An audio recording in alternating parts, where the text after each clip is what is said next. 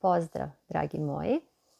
Posebno tebi, Andreja, što si postavila komentar na prethodni video, pa sam dobila inspiraciju da nešto snimim. Počela sam da ti pišem, pa sam shvatila da će to trajati jako dugo, a moglo bi da bude veoma korisno i drugima, pa sam rešila da ipak snimim video na temu kako sa tim mislima šta uraditi.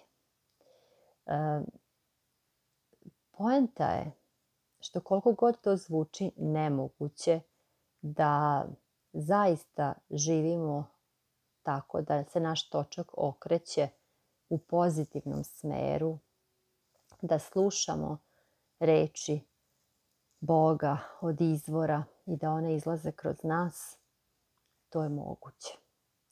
To je moguće i upravo je to naš zadatak ovde na zemlji, da radimo, da živimo iznutra ka spolja. I zato naš fokus treba uvek da bude na nama, na unutra, na Bogu u nama. I to ne znači ja sad ne gledam šta se oko mene dešava, idem zatvorenih očiju i sa povezom preko očiju. Ja vidim sve što se oko mene dešava, ali dalje mi je fokus celoga dana na mom centru, na Bogu u meni, na mojoj unutrašnjosti. I odatle crpim snagu i odatle dobijam šta da uradim i šta je ispravno. I odatle dobijam osjećaj sigurnosti.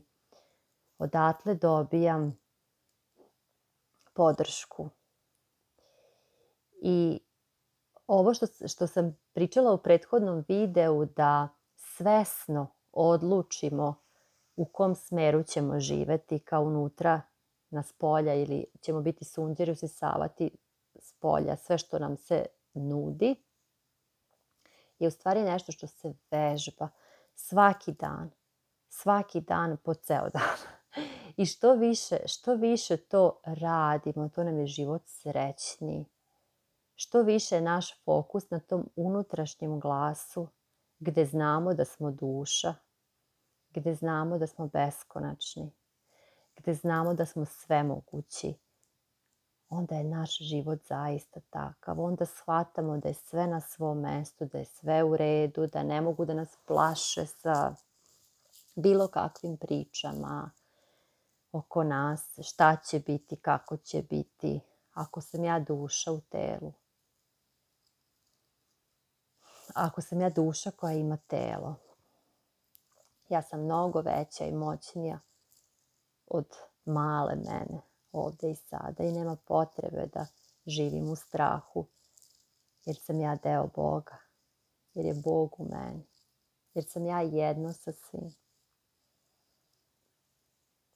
Tako da zaista vredi vežbati tu veštinu bivanja u jedno sa Bogom i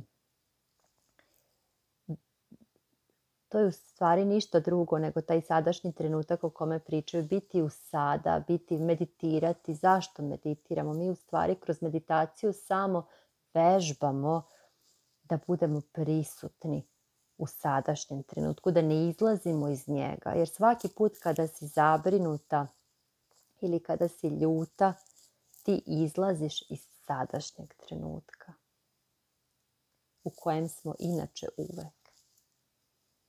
Samo uz tu neku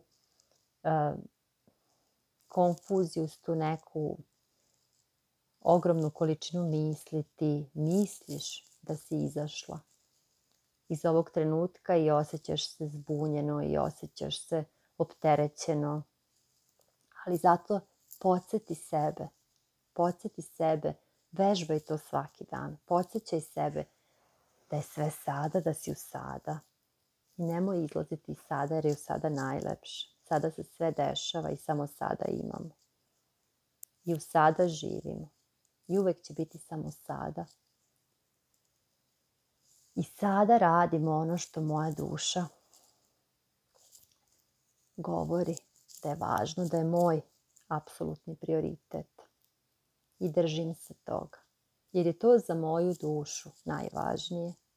Jer je to nešto što ću ja sutra kada se okrenem, kada dođe kraj ovog mog života, reći da, odradila sam svoju misiju, živela sam smisleno, imalo je smisla sve to što sam radila, nisam izgubila vreme, nisam bacila vreme. Tako da je tvoj najvažniji savjetnik upravo tvoj unutrašnji glas, odnosno Božji. Pišite mi, mnogo mi to znači i tu sam za vas. Svako dobro.